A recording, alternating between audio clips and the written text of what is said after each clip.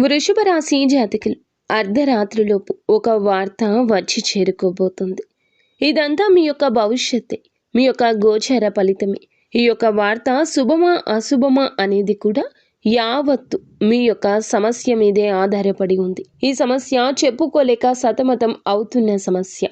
అది మానసిక సమస్య కావచ్చు, ఏదైనా మానసిక వేదన కావచ్చు, అనారోగ్య సమస్య కూడా కావచ్చు. కానీ దీనికి ముగింపు పలికే సమయం కాలానికి విడిచిపెట్టారు. కాలం ఇప్పటికీ సమయం సందర్భం వచ్చింది. అర్ధరాత్రిలోపు మీకు ఆ బాధ తీరక మానదు. ఎప్పుడైనా సమస్యను చూసి బెంగపడవద్దు, బాధపడవద్దు. భగవంతునిపై నమ్మకం ఉంచండి.